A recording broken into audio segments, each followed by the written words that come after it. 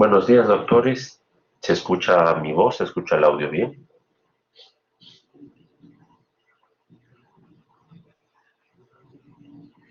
Muy bien, doctora. Hoy día vamos a hacer manejo, es decir, no es una clase teórica de linfomas, no de síndromes linfoproliferativos. Sin embargo, lo de manejo significaría decirles qué hacer con quimioterapia o radioterapia, que no es el objetivo para un médico general. Entonces, lo que voy a hacer es incidir más en el diagnóstico, que algo de eso hemos hablado cuando hemos visto hemogramas, y qué deben hacer, hasta dónde hacer como médicos generales. A modo de introducción, la clásica estadística, esta es una estadística peruana del INE, no se ha vuelto a actualizar, se iba a actualizar en el 2019, no se ha podido, donde se ve la tabla del INE para cáncer, donde se ve que el mayor grupo de cáncer es en las mujeres más que en los varones, y más en el grupo de 50 a 60 años que en los demás. Esta es la vida de un linfocito. El linfocito originalmente se mete a la médula ósea.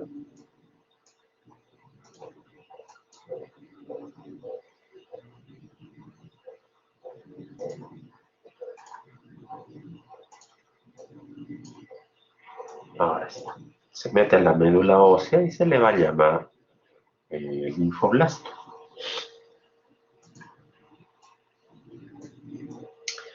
En esta fase la suelo comparar a cuando ustedes eran adolescentes y estaban en el colegio. Simplemente vivían la vida, dejaban que la vida pase en lo posible. Igual hace un linfoblasto en la médula ósea, no se capacita en nada, simplemente aprende a vivir, prolifera. Cuando eventualmente termina su estancia en la médula ósea, va a postular, igual que ustedes, a la universidad y se va a convertir en centroblasto, que es el equivalente del cachimbo. Hay más estadios, pero escojo aquellos que son relevantes. En la Universidad del Ganglio, igual que ustedes, hay dos fases. Una fase de básicas y otra de clínicas. En la primera fase, básicamente, se trata de una eliminación positiva, o lo que vendría a ser, eh, si lo veo porque me cae mal, porque no se habla o se viste de determinada forma, lo voy eliminando. Y en la segunda fase es a través de exámenes por eliminación negativa. Igual que ustedes se gradúan de la universidad con el nombre de centrocitos o de internos de medicina. Salen a la calle a hacer su serum con el nombre de linfocitos B inocentes. Terminan su serum, han estado expuestos a algún antígeno, alguna muerte por las cuales ustedes ya son responsables, y digamos el primer muerto suyo, sin que le echen la culpa a nadie más, y se gradúan como linfocitos B maduros. En ese momento, tienen que escoger qué van a hacer con su vida. Si postulan a una especialidad de clínicas, volverán a la médula ósea y se convertirán en una célula plasmática. O si postulan a una especialidad quirúrgica, volverán al ganglio para enseñar y eliminar otros linfocitos y se llamará linfocito B de memoria. Esa es la vida de un linfonoma.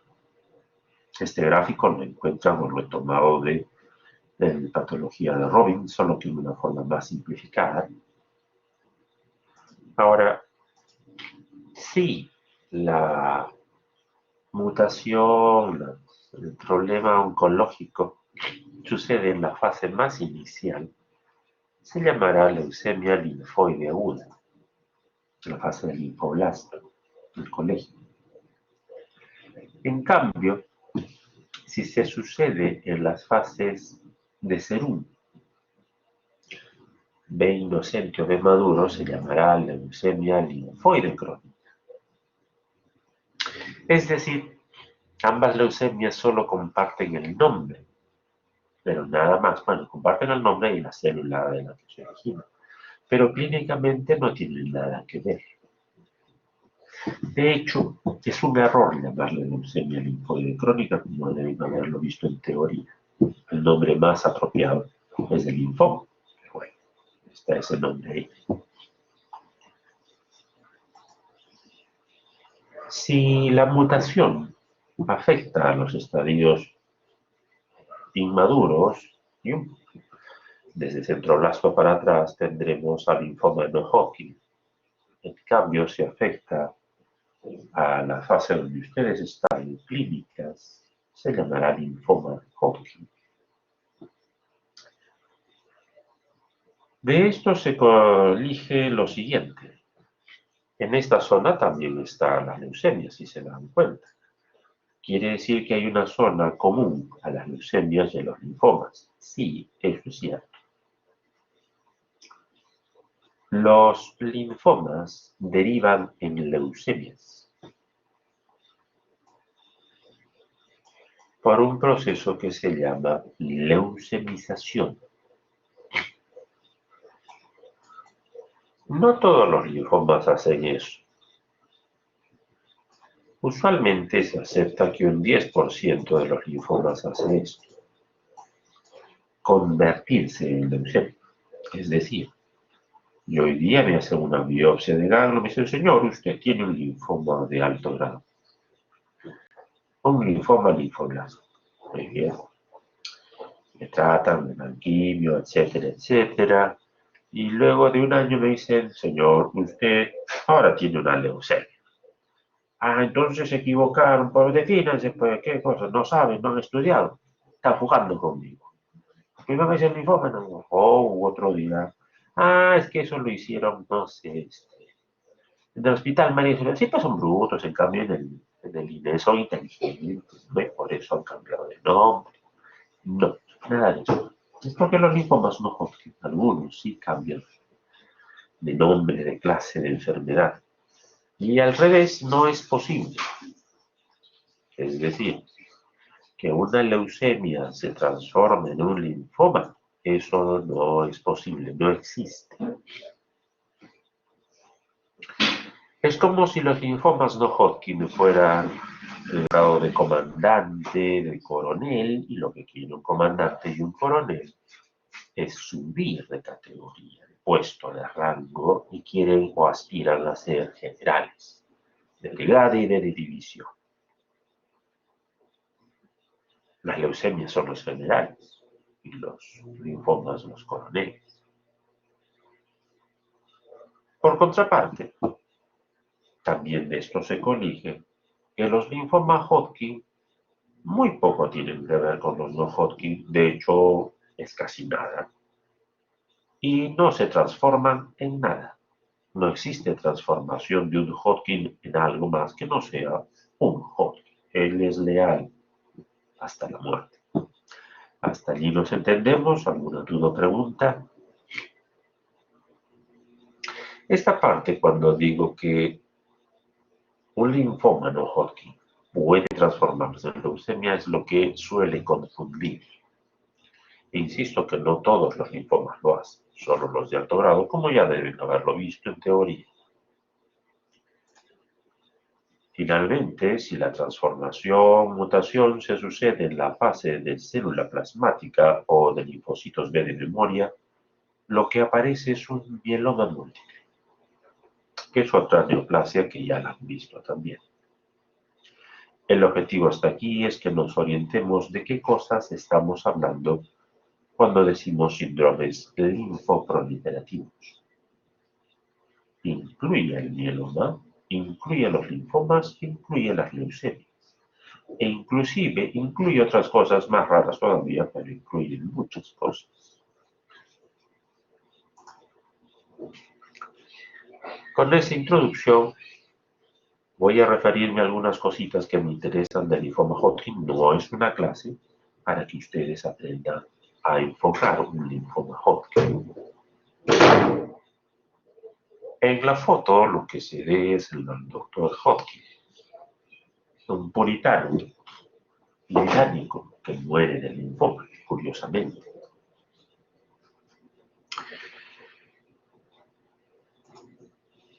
El otro era la fotografía del señor que actuó de Espartaco en una serie ya un poquitín antigua del 2010 y algo, y que murió de linfoma Hodgkin. Esto es lo que más me interesa de esta parte. ¿Por qué tengo dos linfomas? Una razón es por la que uno se origina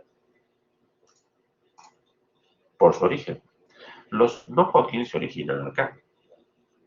Y los Hodgkin se originan en este otro lado del grado. A esto en los libros se denomina postgerminal. Y a esto en los libros lo encuentran con el nombre de pregerminal. Es una clasificación que a mí me gusta, aunque no se suele usar mucho, pero a mí me gusta porque es más clara. ¿Y qué es germinal? Cuando ustedes hace mucho tiempo estudiaron anatomía y luego fisiología y tal vez inmuno, que es otra gran pata coja que en muchas facultades no tienen inmuno como tal, hay una zona de los ganglios que se llama centros germinales.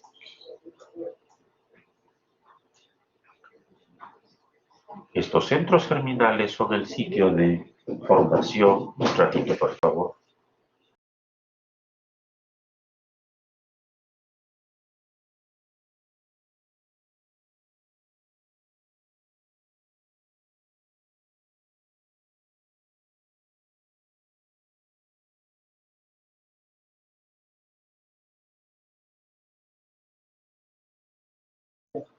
En estos centros germinales es donde se entrenan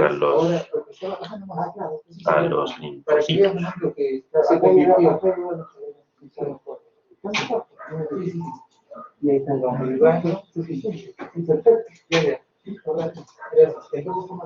Visto de esta forma, ahora sí podemos discriminar Hodgkin de no Hodgkin.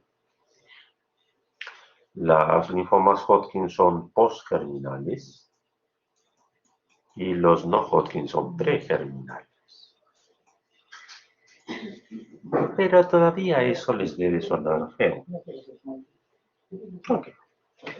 Por un rato, mientras todavía tienen la conciencia activa, les voy a pedir que descansen sus ojos y hagan lo que les pido que se imaginen.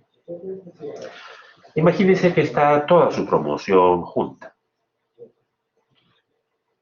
En mi caso, en mi promoción, que éramos 400 y pico, casi 500, no conocía a muchos, pero había un compañero que destacaba. Igual en su promoción debe haber alguno. En mi caso, el colega, ahora colega, era grandote, gordo, una cara blancona, rechonchito, pero no hablaba mucho.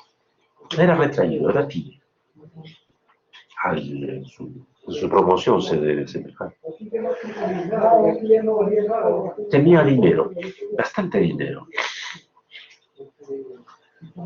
E insisto que no hablaba nunca. Eso viene a ser una célula de ring stem.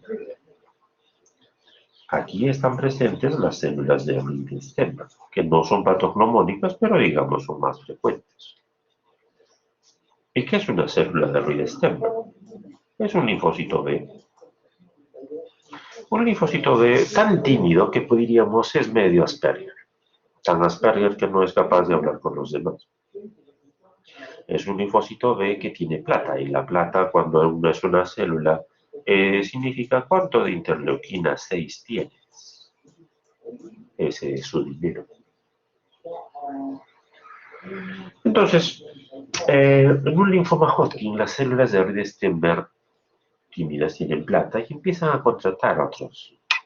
Contratan a fibroblastos para que les barra la casa, contratan a adipocitos para que les cocinen, contratan macrófagos para que sean sus chalecos, contrata a otros linfocitos para que vigilen sus negocios, contrata secretarias, que son los eosinófilos, contrata falsos amigos como linfocitos T. Entonces todo el mundo dice, oye, ¿tienes plata? Sí, yo tengo plata, tengo que 6, ahí atrás mi fajo, haz algo. Contrata. Una sola célula de Stenberg es capaz de contratar más o menos entre 20.000 y 70.000 células sanas. Entonces ahí les pregunto, en un linfoma Hodgkin, ¿quién es el neoplásico? ¿La célula de Riestenberg? La célula de Riestenberg y la corona de células que están a su servicio, o la corona, o solamente la corona de células. La respuesta es que solamente las células de Riestenberg. Por eso la masa tumoral es solo 1%. Si yo pudiera matar selectivamente a las células y solo a las células de Riestenberg, las otras células que estaban en su dominio o comando se dan cuenta y dicen, no, ¿qué hago acá? Mejor me voy a trabajar. Y dejan y vuelven normales. Es una masa tumoral pequeña. Y de eso se deriva el siguiente raciocinio. La tasa de curación es muy alta, del 97% para el Perú, aún con productos chinos. En cambio, en el no Hodgkin, en mi promoción había un grupo de colegas, más o menos 5 o 7, que siempre faltaban a clases y si aparecían los encontrábamos alrededor de la universidad chupando, estaban en cualquier fiesta, jalaban los cursos y no sé cómo terminaron conmigo, pero terminaron. También hay de esos en su promoción, de eso no tengo la menor duda. Allí eso es un linfoma no Hodgkin. No hay una célula específica. Todas son neoplásicas. No es que tengan dinero, no producen interleuquina 6, de hecho son pobres. Pero son una mancha. Por consiguiente, su masa tumoral es muy grande, el 99%. Y de eso se desprende, por lógica, la otra característica, su tasa de curación fluctúa entre el 35 y 70%. En Norteamérica está en 65 a 66% de promedio de curación. Bastante pobre, bastante pobre. Hasta ahí, ¿alguna duda o pregunta? Espero que me estén escuchando, espero que de algo les sirva. La otra peculiaridad del linfoma Hodgkin. Cuando ustedes hicieron anatomía, había el capítulo del nervioso, etc. Hay una parte que usualmente nadie le presta atención porque nadie les pone el examen, pero es bastante difícil, que son ganglios. Deben recordar que los ganglios del cuello, los cervicales, por ejemplo, tienen grupos que se enumeran del 1 al 5 en sentido horario. Igual los subclaviculares, los supraclaviculares, etcétera, etcétera. Todos los ganglios tienen grupos numeritos.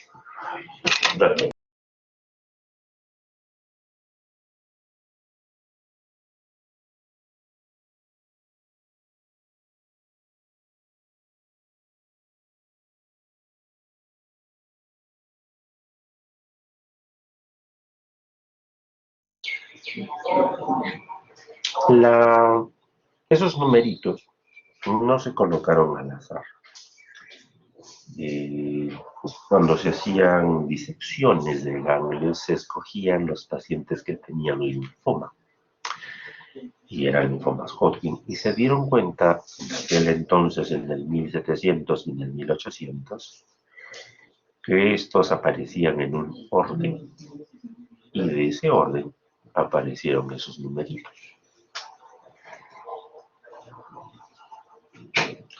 Esa es la otra peculiaridad del linfoma Hodgkin, es una neoplasia ordenada. Si yo sé, por ejemplo, que hoy día tengo un ganglio con Hodgkin en la axila, en el grupo número 3, yo puedo adivinar, el siguiente paso es que tome el número 4, y luego el número 1, el número 2, y luego pasará a los infraclaviculares, el grupo 1, el 2, es predecible.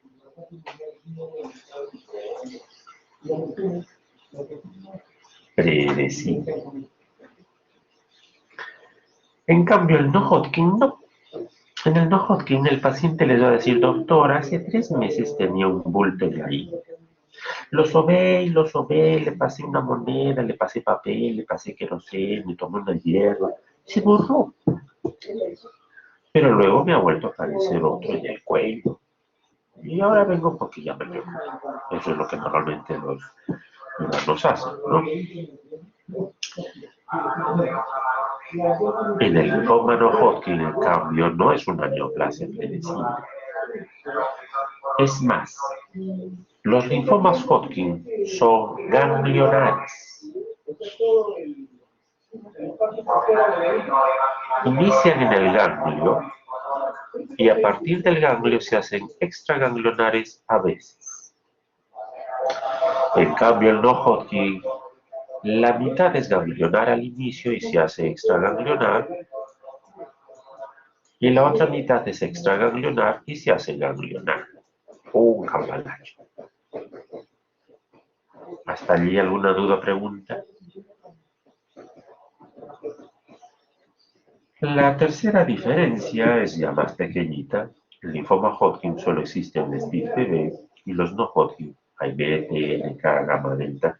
Por eso hay de los Hodgkin únicamente les han enseñado 2 con mucho detalle y los demás probablemente se los hayan mencionado a los otros 4. En cambio del no Hodgkin, en la última clasificación del 2016, hay 102 tipos de linfomas no Hodgkin, lo cual hace muy difícil. ¿Alguna duda o pregunta hasta allí?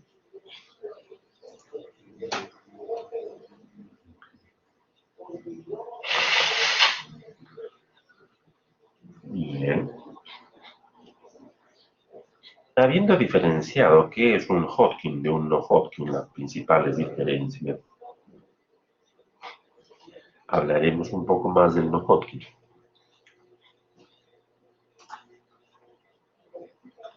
Normalmente se suele decir, falsamente, que el linfoma no Hodgkin, en fin, que tenemos, en comparación a otros países, es bajo, moderadamente bajo. Cuando ustedes en lo futuro hagan una exposición y quieran estadísticas, tablas, vayan a una ONG que se llama GloboCam. No les va a dar los datos más recientes porque tienen que pagar, pero sí les va a dar los datos con 5 años de antigüedad de forma libre y les va a dar mapitas del cáncer que quiera, con datos bastante interesantes. Por ejemplo, hay nuevo mapa, sí, pero hay que pagar. Verán, el linfoma no Hodgkin en toda la región andina es bastante prevalente. Lo rojo es lo que se lleva en primer lugar, pero nuestro color mostaza lleva en segundo lugar. Y si se dan cuenta, el rojo sigue una línea.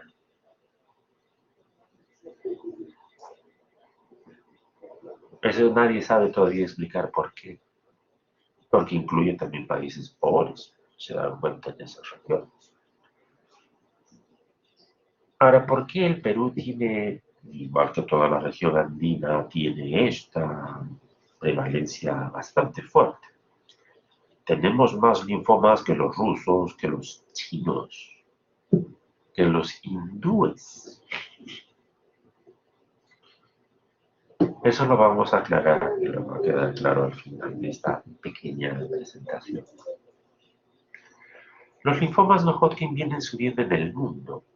Es una de las neoplasias que ha subido y viene subiendo y seguirá subiendo cada vez más y más. En cambio, el Hodgkin va a desaparecer, ya es una cosa rara, pronto convertirse en una enfermedad huérfana. Esta tabla es del INE, del INE, donde nos dice cuánto es lo que representa los linfomas no Hodgkin para el año 2004-2005. Sí, pues no es mucho, ¿no? 5%. Se estima que para el 2015 esto se debe haber casi duplicado, está en 11%. Les parece poco, pero eso significa una de las mayores tasas de crecimiento de cáncer que hay en el Perú.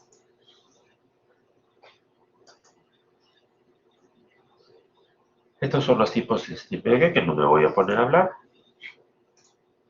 Estas son las clasificaciones que hay que tampoco me voy a poner a hablar de estas. Y voy a adelantarme hasta aquí, lo que me interesa. El linfoma Hodgkin es básicamente hereditario y por Epstein-Barr, como ya deben saber. Linfoma Hodgkin, la herencia pesa 7 veces más y el Epstein-Barr en la forma mononucleósica 3 veces más. Ya casi no hay mononucleosis, eso contribuye a que haya muy poco Hodgkin, pero en general es una neoplasia que no se sabe por qué ha desaparecido y por qué ha sido reemplazada por el no-Hodgkin. Pero aquí les doy algunas pistas. El factor de riesgo más fuerte, son las inmunodeficiencias. Adquiridas o congénitas. Y de las adquiridas, el SIDA es la más importante. Tener SIDA implica 100 veces más riesgo del linfoma no Hodgkin. 100 veces más, eso es literalmente todos los pacientes con SIDA van a tener en algún momento algún linfoma. Es una neoplasia que se asocia mucho a infecciones. HPV, hepatitis C, que tanto tenemos aquí, o Epstein-Barr, etc. Y es una neoplasia que se asocia mucho a exposición a pesticidas y estilos de vida. Estas dos cosas son las que quiero tratar hoy día. Primero, estilos de vida.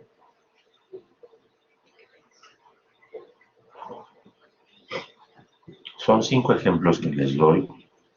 En el año de 1992 salió un estudio, un gran estudio, que decía, las mujeres que usan tintes de cabello de color oscuro tienen más riesgo de linfoma no Hodgkin de 3 veces más.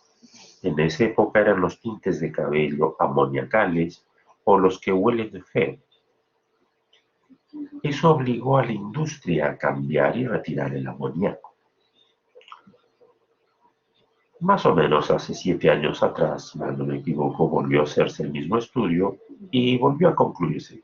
Las mujeres que usan tintes de cabello claro, no amoniacal, los que huelen rico, siguen teniendo más riesgo de linfoma no Hodgkin, 2.7 veces más. Tintes de cabello. Un segundo ejemplo. Los chisitos. Cuando salieron los chisitos, yo era joven, me gustaban, tenían otro sabor, otra consistencia. Solo 3 años después, cuando yo ya estaba en la universidad, cambiaron de sabor, de presentación, y todo se hizo más feo, en mi opinión. ¿Por qué cambió?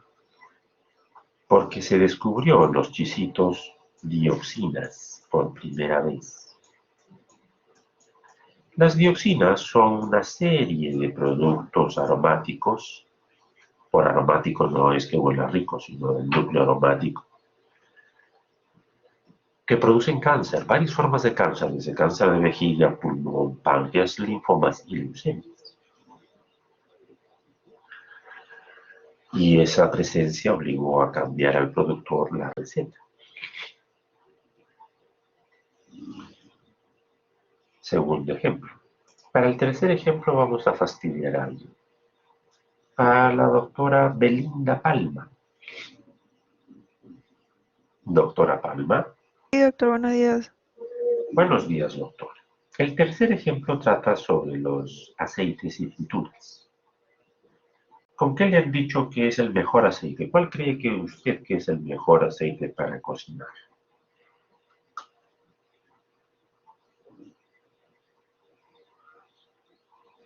O para comer en general. ¿Se refiere al origen? O sea, aceite vegetal, ese tipo de cosas. Ajá, exacto. Usted diría el aceite de palma, el aceite de oliva, Eh, el el maíz. mejor ¿Cuál pienso que aceite? podría ser el de oliva, tal vez, doctor. Ajá, muy bien, doctora. Y eso es porque usted lo ha escuchado y como usted muchas personas han escuchado, el aceite de oliva extra virgen es buenas. Tiene omega y demás chingadas. Pero ahí hay tres cositas a curiosidad. El aceite de oliva fue hecho para no frituras, debe ser consumido solo en ensaladas, se agrega, se adiciona, pero no sirve para frituras. Si se hace una fritura con eso, genera una de toxinas maldita, como quemar plástico, casi casi de todo. ¿Qué aceite entonces? El aceite, la OMS, en su agencia, tienen una agencia para la investigación del cáncer, ya casi 10 años atrás, dijo que no se debe utilizar ningún aceite de origen vegetal, y peor aquellos que provengan de semillas, porque esos no toleran los 160 grados y a partir de esa temperatura producen dioxinas. ¿Qué significa? Que cuando ustedes hacen una fritura de papitas fritas o les dan en su Kentucky las papitas fritas, no las fríen pues 120 fuego bajo, no las hierven para que salgan crocantes. Y no se debe de usar ese tipo de aceite. No sirve. Y peor aún si es reciclado, hasta que se ponga negro. Que consumen en el Perú y en toda la región andina montones de productos con aceite. Igual también los Unites. Entonces, ¿con qué se debe freír? Lo mejor para freír y que tolera temperaturas arriba de los 160 hasta los 220 es la grasa animal. La grasa animal, sí, esa cochinada que usted me está enseñando. Ah, caca, pero ¿cómo se va a freír con eso? A los que conocen algo de cocina, o si no los conocen, traten de ir a un mercado y buscar manteca de cerdo. No venden en Walmart, Metro. Y pregunten cuánto está el pote. Y van a ver que cuesta un ojo de la cara. Cuesta un ojo de la cara por eso. Eso es más sano, tolera mejor la fritura. Segunda curiosidad. No vamos a fastidiar al doctor Frank Rojas.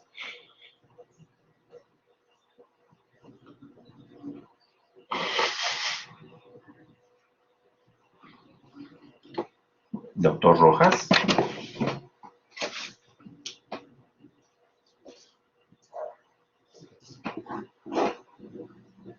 Bueno, no está, entonces asumiremos que no está.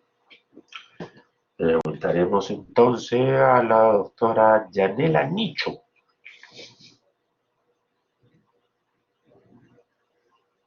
Sí, doctor. Buenos días, doctora. En su opinión, ¿qué le parece más tóxico, digamos? ¿Qué es lo que le damos a escoger tres productos y diría, este es el más tóxico, no lo recomiendo? ¿Un pollo a la brasa? ¿Chancho al horno? Perdón, chancho al cilindro o cajita china? ¿Cuál de los tres utilizaría usted? Bueno, los diferentes alimentos condicionan patologías, ¿no? Como sobrepeso, obesidad. Frente a lo que es me parece que el pollo a la brasa, porque en si bien es cierto está al horno y es más sano, pero sin embargo las papas fritas son altamente calóricas por alto contenido de aceite. Ajá. Doctora, ¿y qué diría si yo le digo, porque lo va en contra? Pero doctora, yo le saco el pellejo. ¿Eso vale o no vale? Perdón, le saco el... Ah, pues me- que algunas personas le van a decir, pero doctora, pero yo le saco el pellejo. Yo no como el pellejo, doctora, del pollo. ¿Eso vale o no vale? mm, no, en realidad sí disminuiría algunas calorías, pero sin embargo sí es muy calórico. Obviamente el pollo estaría muy condimentado y eso nos... Muy bien, doctora. Sí tiene usted razón. El pollo, la forma en que se prepara en los hornos que están para el pollo en la brasa, para que alcance una buena cocción, está alrededor de 180 a 220. Y ahí depende del sabor que uno quiera, le pone la temperatura. A esa temperatura arriba de 160 o 180 es lo mínimo que se cocina un pollo. La grasa que viene del pollo se licúa, liquefacta en realidad. Eso significa que se impregna en las fibras de carne y, y así parece que tiene menos grasa. Pero no es la grasa la que me interesa, sino que esta grasa liquefactada por la temperatura también genera dioxinas. Y la temperatura a la que se cocina el, el chancho en el cilindro o en la cajita china son todavía más altas. Por eso es que sale una carne súper blanda. Bastante agradable. Digo que no, pero súper blanda. Mientras más calor se coloque a la carne, más dioxinas van a tener. O si quieren, mi bistec. Yo quiero que me traigan mi bistec, pero recontra bien cocido, ni una gotita de esa palita de sangre. Nunca, ¿para qué vas a comer carne? No, el chiste de comer carne no es ese, pero en fin, eso es otro asunto. Mientras más cocido y quemado esté el producto cárnico, más dioxinas se han producido en él. Esa es esta justificación para explicar algo que en mi época no se sabía, y ustedes lo deben haber escuchado en algún momento. El consumir, en mi época, parrillada da más cáncer. Y no se sabía por qué. Una de las razones es esa, la temperatura a la que se cose.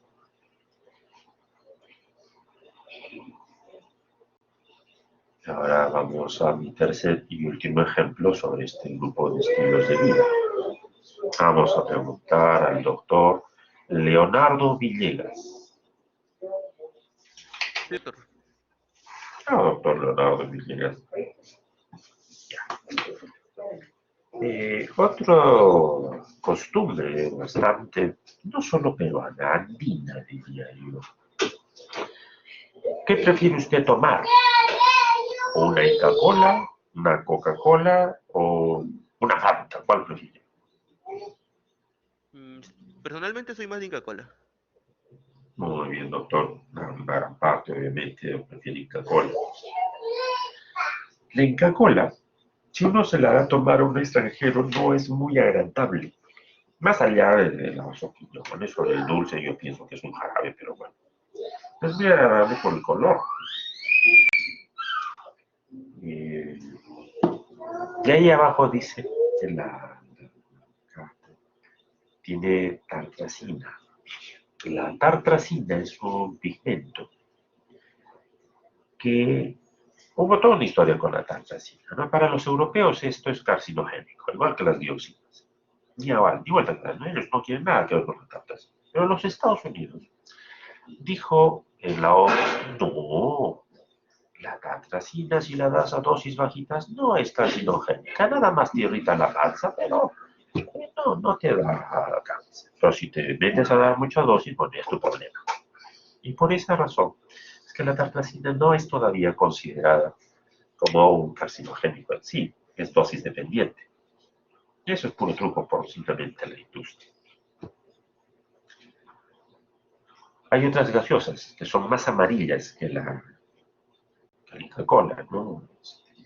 Don Isaac y otras cosas. Mientras más amarillo, así fosforescente sea, más tartracina tiene. Y la tartracina también es carcinogénica. Yo no les estoy diciendo que por tomar Coca-Cola van a tener linfoma o cáncer de estómago. No. Lo que les estoy diciendo, si ustedes de manera rutinaria, desde que tiene un año, le dan al niño gaseosas y terminan a los 60 años tomando todos los días o diario algo que contenga tartracina, pues les va a dar cáncer. Pero si lo hacen una vez, de vez en cuando, que es bien difícil, no. ¿Qué más tiene tartracina? En mi época, a mí me gustaba mucho comprar un panetón que ya no hay, el panetón Mota. Tenía un sabor peculiar, bastante agradable en mi época, era niño, y tenía un color amarillo peculiar. Luego cambiaron la receta y ya no me gustó tanto, y luego desapareció. Ahora los panetones, por ejemplo, Donofrio, Bimbo, no son, tienen el color normal de una masa, pero si se atreven a comprar panetón de 5 soles, van a notar que cuando lo cortan tiene un color amarillo peculiar, y es porque eso trae tartracina. Traten de tener cuidado en su vida personal con eso, más bien de la tartracina, porque sí es jugar con muchos cánceres y tiene otros efectos más. Pero estos ejemplos que les he dado, no busco decirles no se tiñan el cabello, no coman ninguna grasa, jamás pongan pollo a la brasa porque eso es carcinógeno. El pollo da cáncer. No les pido eso ni que vayan a hacer una marcha. Lo que les digo es que si todo se hace con moderación, no debe producirlo. Pero en el Perú no todo se hace con moderación. Casi todo el mundo consume pollo a la brasa por lo menos 2 veces a la semana. Eso es harto. Debería ser, como habrán leído en su curso de nutrición, una vez al mes. Eso no se cumple. ¿Hasta allí alguna duda o pregunta? Para no aburrirlos, tengo que hablar un poquito de exposición a pesticidas antes de avanzar. Bien. Exposición a pesticidas. ¿Qué significa?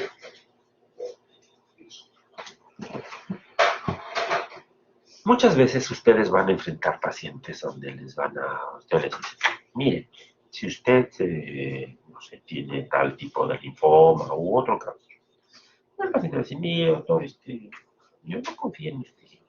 Mire, mi hijo me trajo acá, pero yo mejor me voy a mi tierra, ahí en la sierra, en la chacra, porque el aire es más limpio, la comida es más sana, es casi el Edén, el paraíso, ¿no? Entonces les van a espetar eso, van a decir, oye, me vale madre lo que tú me digas, yo en la chacra soy feliz y vivo al costado de Adán y Eva, ¿no? Casi. Y hay esa idea bastante generalizada, porque inclusive los habitantes de la costa, con cierta cultura, van a Cusco y dicen que se sienten en contacto con Dios y demás. Pero bueno, era esa idea. Pero no es cierto. Desde la década de los 70, los Estados Unidos y la querida compañía ahora de Bayer, esa cochinada, produjeron una serie de insecticidas buenos y baratos. Mataban todo, eran baratos y el más conocido fue el DDT. Pero el DDT salió muy cochino y no, lo vamos a prohibir. Pero nunca se prohibió los hermanitos de DDT, que en el Perú se siguen usando. Fueron prohibidos en Estados Unidos en la década del 80, los 80.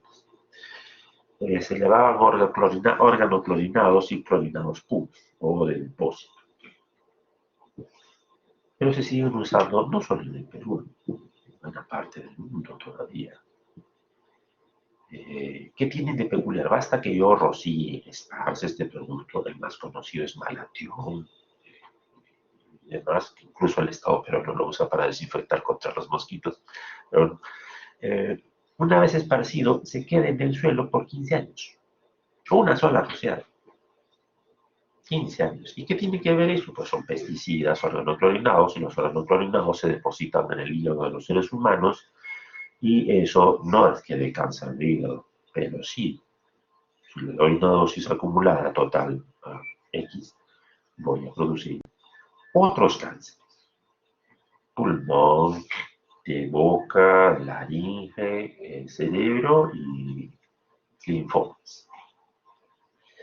¿Cuánto de las tierras en el Perú están contaminadas con eso? Si uno va al Ministerio de Agricultura, les van a decir el 90% de las tierras cultivables en el Perú está contaminado con estos productos. Por eso es que si ustedes van a un mercado, en estos medios fichos, Viana o van a decir, yo quiero mi comida orgánica, mi lechuga orgánica, mi papa orgánica, donde certifiquen que no se ha usado ningún insecticida. Por eso cuesta más caro. No se trata solo que no haya insecticidas en el uso de eso, sino que en la tierra donde se cultivó no las haya. Por eso el Perú tiene muy pocas tierras que puedan exportar algo con un certificado. Por ejemplo, usted dirá, ¿por qué? Bueno, los que son del norte, hay varias irrigaciones ahí, varias. De Cabejala, ninguna de esas va a salir del Perú porque tiene dioxinas. Y finalmente, dentro de exposición a pesticidas, vamos a preguntar para fastidiar a ver si están presentes, porque si están con falta los reporto. La doctora Verónica Gonzalo. Doctora Gonzalo.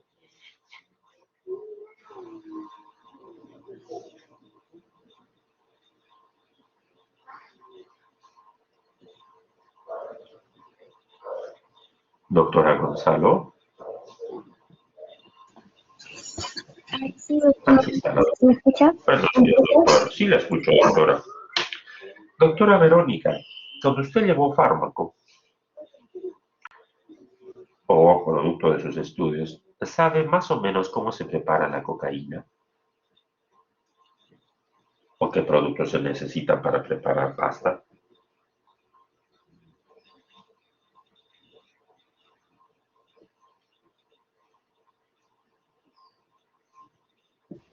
Sí, doctor.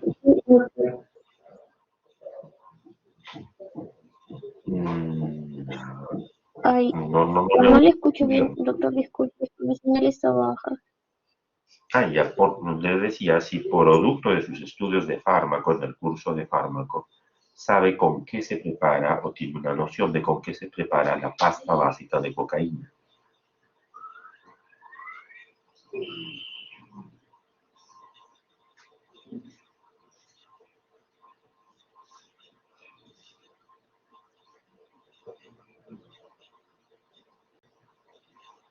Bueno, creo que tiene problemas con el audio la doctora, pero está presente.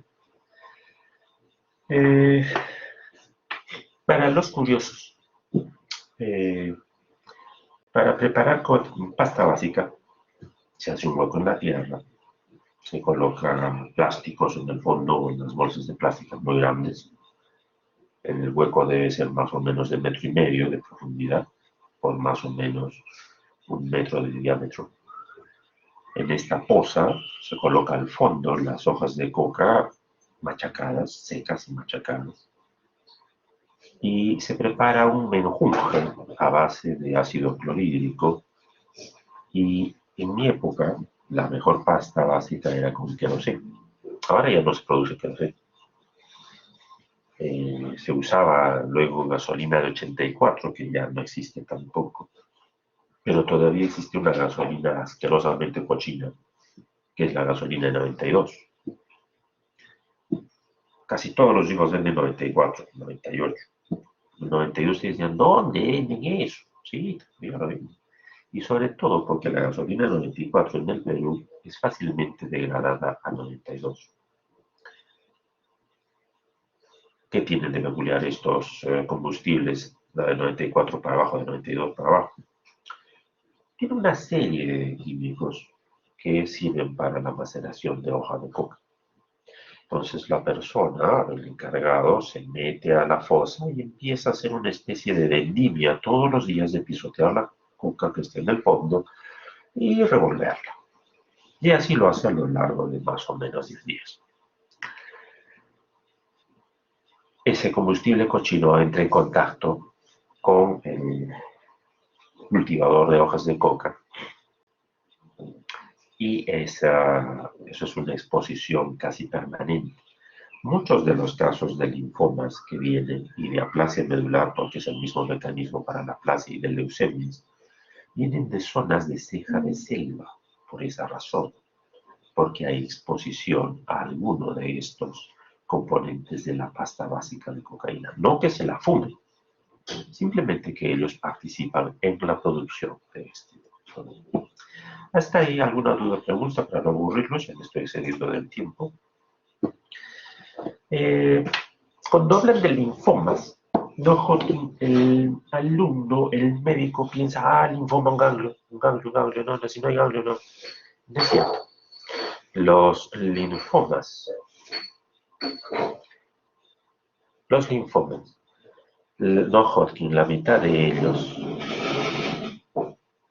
se originan en otros sitios que no sean los ganglios. Este señor ya falleció, pero quiero que se fijen en su piel. Tiene dos rasgos. Tiene una piel más roja y tiene unos rasgos más blancos, si se dan cuenta. Sobre todo en las líneas de expresión, en los ojos, alrededor de la boca es más blanco y el resto es rojo. Fíjense en esta otra fotografía. Eso no es edema, sino la infiltración de un linfoma en los testículos. Y esto era el sitio primario del linfoma. Normalmente nadie pensaría que esto es un linfoma, pero ¿cómo? Porque en mi mente está que tiene que ser un ganglio. Esto es válido solo para el linfoma Hodgkin, para el no Hodgkin, no. Yo podría decir a primera vista, no, para mí esto es un golpe, se cayó, es una infección, es un coágulo, es una trombosis, una quemadura. Ni uno ni otro. Eso fue un linfoma de hueso que se originó ahí. Cuando lo vimos ya era muy tarde porque despistó a todos, obviamente, en la sala. Y al final, cuando de chiripa sale el avión, era linfoma y se murió. Lo traigo siempre a colación porque es uno de los casos que para mí ejemplifica más la definición de un linfoma no Hodgkin. No piensen en ganglios. Ganglios es Hodgkin, los no Hodgkin no son ganglios. Esta es la radiografía del señor donde se ve el infiltrado. Ustedes podrían decir, un foco neumónico por acá, foco... No, era el linfoma en el pulmón. Este es otro caso, no relativo que al anterior, un paciente con SIDA que hizo esta masa que ve en el paladar, que eso es un linfoma Burkitt. Si se dan cuenta, uno no pensaría, esto es un linfoma, para mí esto es un cáncer de boca. Pues sí, es un linfoma, ¿no? Para acabar les voy a presentar algunas tablitas, que es el objetivo de este curso, recién este es el objetivo, cómo identificar. Fíjense que los síntomas más frecuentes que trae un linfoma en el Perú, en el único estudio importante que se hizo, desafortunadamente a la Cayetana, pero en fin, son los síntomas B. La mitad de los pacientes en el Perú vienen con síntomas B, la otra mitad no. No es que vengan con ganglios, no es que vengan con otros indicadores. Ganglios, solo vino 1/3 de los pacientes con linfomas no Hodgkin. 2/3 vino sin ganglios. Y de los síntomas B que venían, la mitad no había. Ok, de la otra mitad, el más importante era baja de peso. Y de ahí fiebre y sudoración. En casi toda Hispanoamérica y en el tercer mundo es más frecuente la bajada de peso que los demás. En cambio, en nuestro país, fiebre y sudoración adquieren mucha importancia. Localización de los linfomas. Los linfomas no Hodgkin, la mitad se originan en el ganglio y la mitad son extraganglionares y no tienen ganglios. Y de esta mitad extraganglionar sin considerar la piel, porque la OMS dice que esto es una clasificación aparte, el principal sitio es el estómago y eso es lo que quiero llegar con esta exposición. ¿Cómo enfoco un paciente con linfoma? Puedo pensar que viene con un tumor de estómago en el Perú. Luego ahí vienen otros sitios más raros, ¿eh?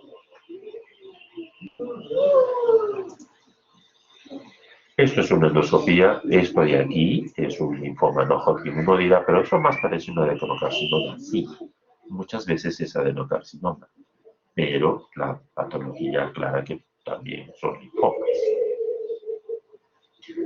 Esta tabla es la peruana y esta tabla es la de la OMS, donde dice para la OMS el linfoma no Hodgkin más frecuente es el linfoma difuso. También en el Perú el linfoma más frecuente es el linfoma difuso. Eso es lo que deben saber. Los otros linfomas rara vez los van a ver en su vida. Los linfomas en adultos son diferentes de los linfomas en niños. En adultos, el más importante son los linfomas difusos. En los niños, al contrario, es el linfoma linfoblástico. Muy bien, doctores. ¿Hasta allí alguna duda o pregunta? Como siempre, esta exposición se la voy a enviar al doctor delegado. Ya había enviado la historia para el seminario del viernes, por si acaso el doctor delegado espero que lo haya recibido y repartido a los expositores. ¿Hay alguna duda o pregunta?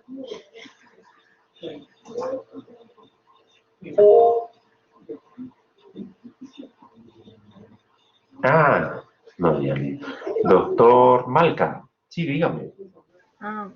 Doctor, bueno, sobre los síntomas del linfoma no Hodgkin, ¿solo se considera la fiebre y sudores nocturnos o hay alguno más? Son solo 3 los síntomas de estos 3. Baja de peso, fiebre y sudoración nocturna. En la década del 70 había un cuarto que después lo notaron que era prurito, pero ahorita para esto, si da un examen hoy día o el examen del ENAR, el examen de recientado son solo estos 3. Baja de peso, fiebre y sudoración nocturna.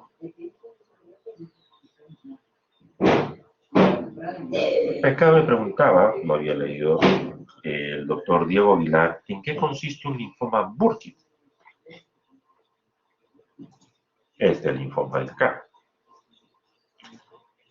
Está casi limitado a pacientes con SIDA. Es muy, muy raro que alguien que no tenga SIDA le dé Burkitt, hay que tener una suerte maldita. Bien raro. Ahora, el Burkitt les da a los pacientes con SIDA que están tomando larga.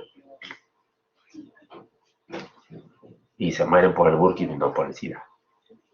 En cambio, a los que tienen SIDA y no toman nada de su targa, pues son valientes, son machos, a ellos les da linfoma de cerebro.